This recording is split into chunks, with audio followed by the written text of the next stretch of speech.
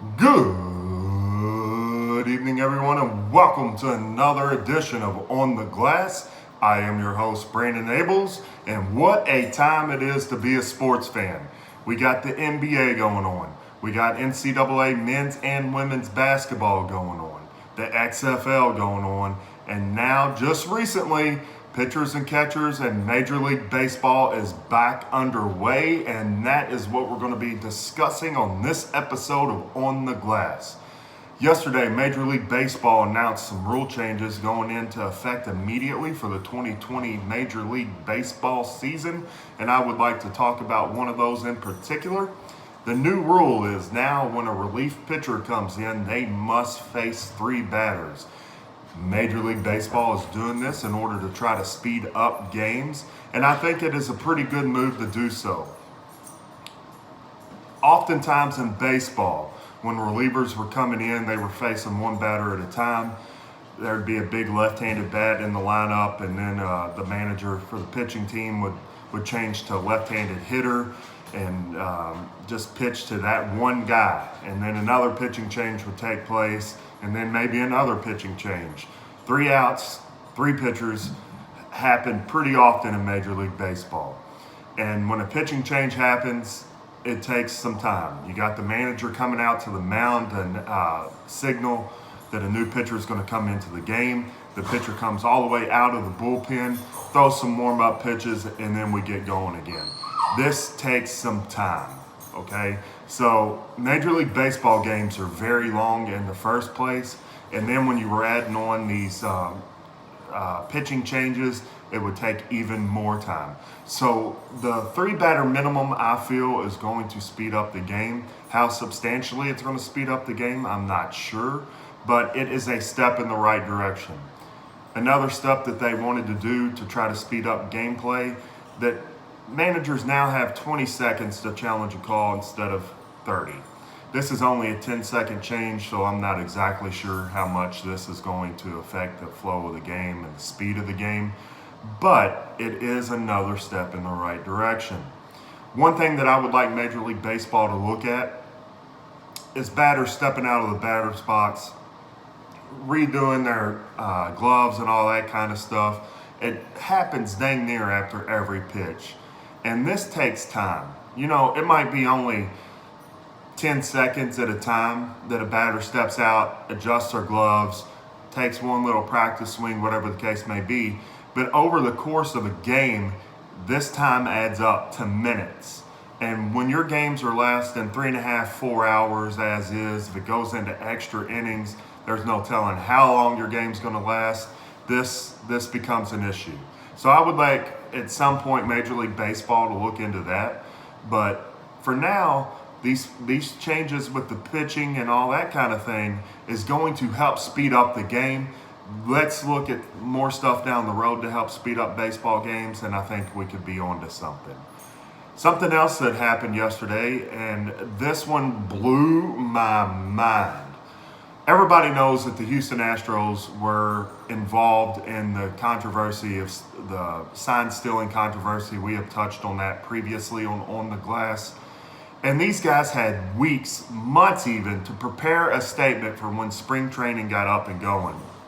Because you know, it was the biggest story in the offseason of baseball. You know that somebody is going to ask you about the sign stealing thing and what your response to it is. Excuse me. So yesterday at a press conference, the owner of the Houston Astros gets asked a question, and this guy says he don't think it affected the game. And then there was a follow-up question asked, and he says, "Well, I didn't really say that it didn't affect the game." Yes, you did. You said that, and you immediately started to try to backtrack. You said it. And then a minute and I think they said on ESPN this morning, a minute and 7 seconds later, you tried to say that you didn't say that. Unreal. You had weeks and months to prepare a statement, something that you could have memorized, that you could have went directly into your memory bank and pulled up, that was better prepared than that. And that is what you came off with. You look like a fool when you do something like that. A fool. How PR for the Houston Astros or somebody didn't instruct these guys, especially the owner of the franchise, to be better prepared for the questioning is beyond me. And somebody needs to take a look at that inside the Houston Astros organization. You know it's going to be brought up. And that's the answer that you give. It's ridiculous.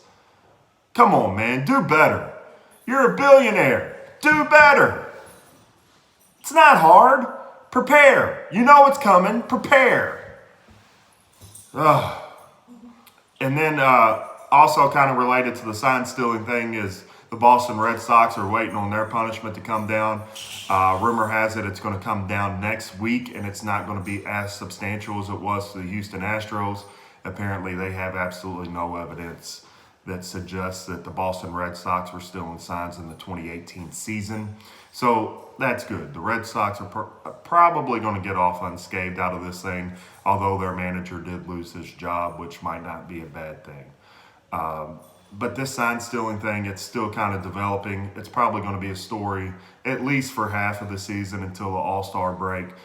We'll just have to wait and see. But the owner coming out and saying, oh, it didn't affect games. Yes, it had a direct impact on games, fella. I'm sorry to tell you that, but it did. It had a direct effect on games and probably outcomes of games.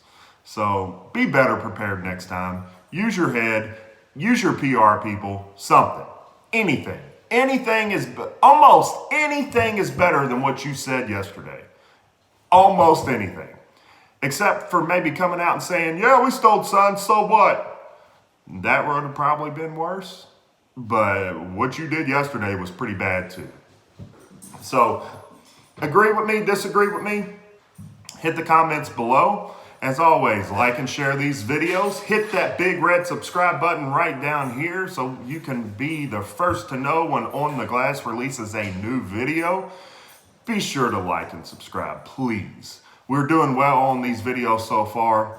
I want to keep growing this thing and growing this thing and growing this thing. Like and subscribe. And if you like what was said here today, share as well. As always, I'd like to remind you about my friends at Shady Rays. With baseball coming, that means it's almost spring, which means you're going to be in the market for a new pair of sunglasses. If you're in the market for a new pair of sunglasses, please check out my friends at ShadyRays.com. Quality, affordable, polarized sunglasses.